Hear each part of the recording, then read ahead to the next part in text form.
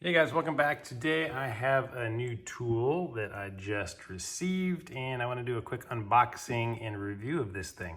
Here is the box where it touts a bunch of stuff it can do. It can jumpstart your car, it can act as a pressure washer, an air compressor, an emergency light, and charge things for you. I've never used this thing before, first time opening it. Let's see what we have in the box.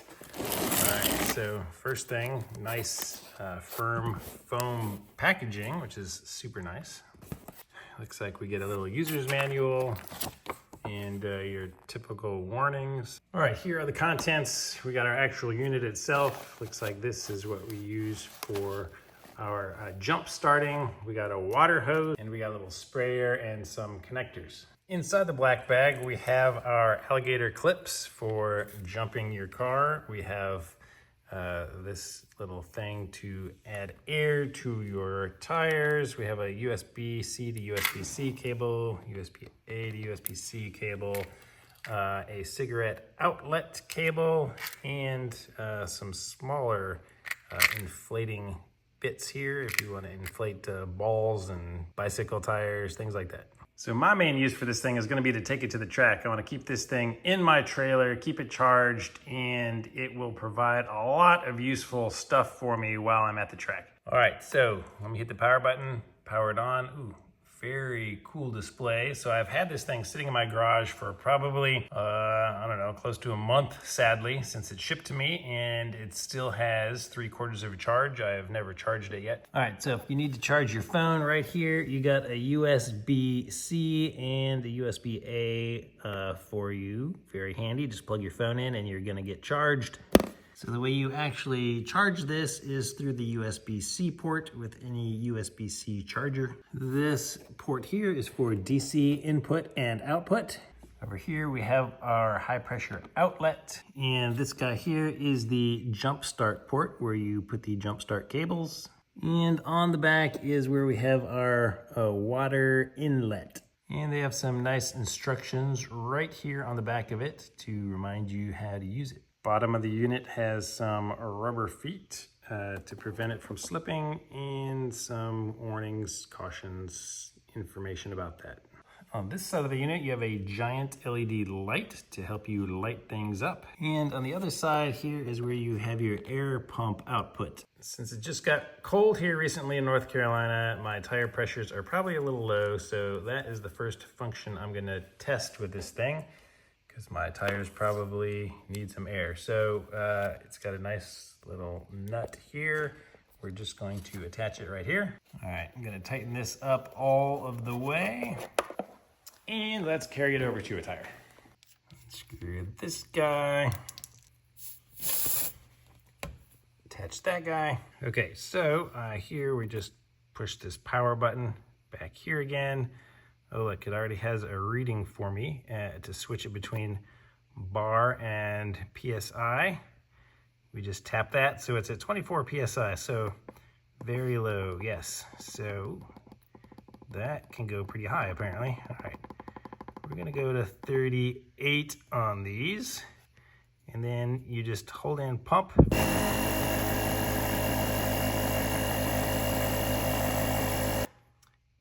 And if you want to stop it, you just hit pump one time. If you want to manually stop it, you just hit pump one time.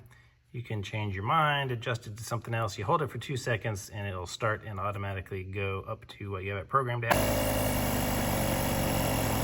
There we go. All right, so it automatically turns itself off where it is holding pressure at 36 PSI. So just disconnect that. Move on to the next tire. So I don't know if you've used products like this before, but they are usually super loud and get really hot.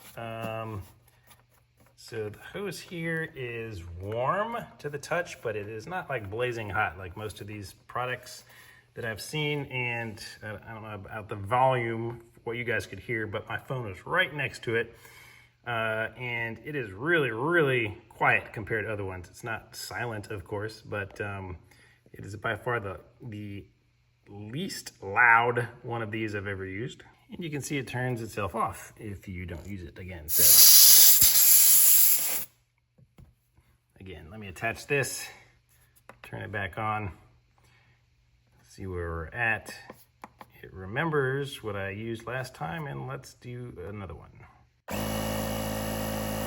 All right, just completed.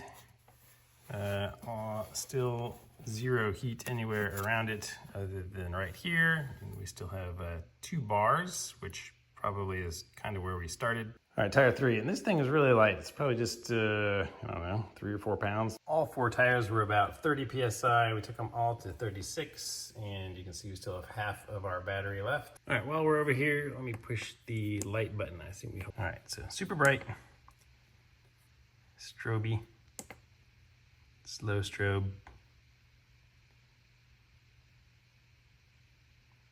Oh, maybe that's actually like an SOS. Huh, interesting. All right, I don't have any batteries that need jumping, but if you were to jump it, one of these has a flat edge on it so that it can only go in one direction.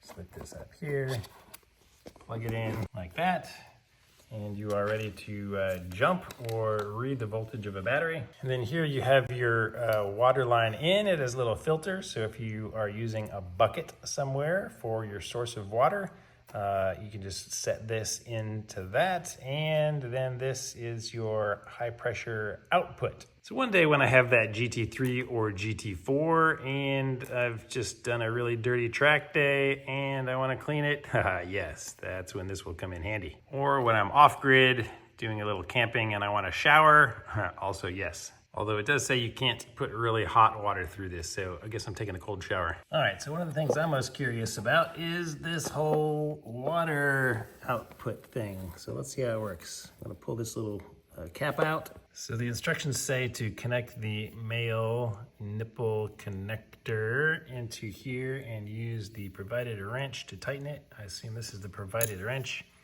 So each of these had one of these little guys to go inside here, I assume. So the way I see this working is you attach this here, you screw it on by hand, then you take this little supplied wrench, it fits into the little grooves on the side of this thing, and then you use that to get a better grip and tighten it all the way down. All right, spin this thing around and we're gonna go to the other side. Same deal, connect another one of these over here by hand screwing it. Then using the wrench to lock it down. Let's fill up a bucket of water. All right, on the back of the unit is the inlet. So we're just gonna use our quick connect and attach it right there. It locks into place and water comes out of the front. So we're going to use our quick connect.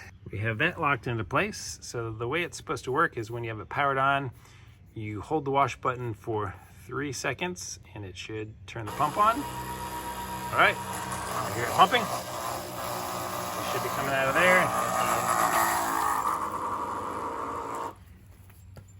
Okay, now I guess we gotta use this. That makes sense. User error. So, seemed like it stopped working, but it did not. It is pumping water. So we have it on shower mode now, I think. All right, here's center, cone, stream. There's our stream. Got a mister, vertical, flat, full. So pretty cool. You got a little on-off toggle here. So when you turn it off, it stops the pump, and turn it back on, you got pumping again. And then you're supposed to push it one more time to turn that off. So now I assume this will release the rest of the pressure and not pump. Yep. Overall, super cool. You can see I splashed on this a little bit. It's supposed to be waterproof, I believe. So yeah, pretty cool to have water access. You know, make yourself a nice little sink or shower or something, spray off your car.